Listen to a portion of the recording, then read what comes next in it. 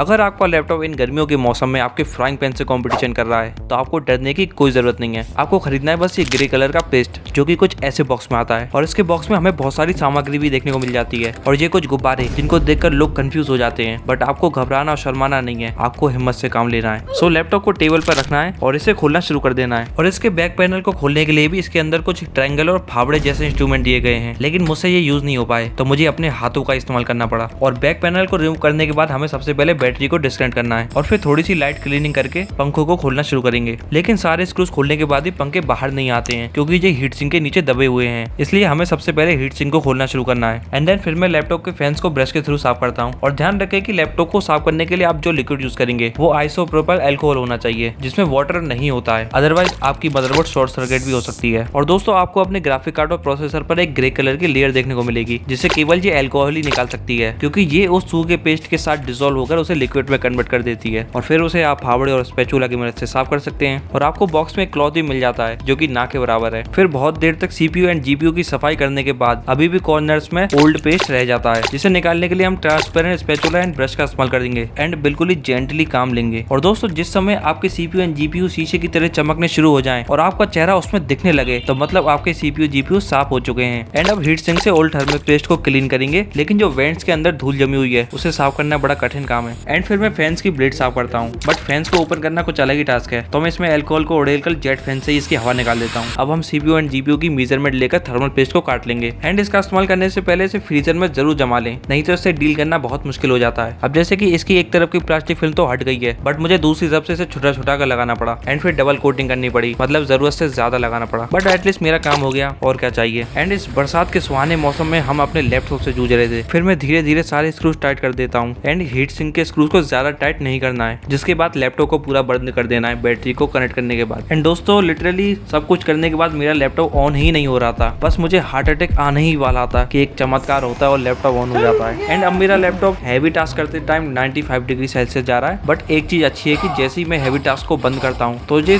Seconds में 50 से 60 degree पे आ जाता है। सो ये एक प्लस पॉइंट है। और दोस्तों आपको वीडियो कैसी लगी एंड आपका क्या क्वेश्चन है कमेंट में बताएं। मिलते हैं अगली वीडियो में, बाय।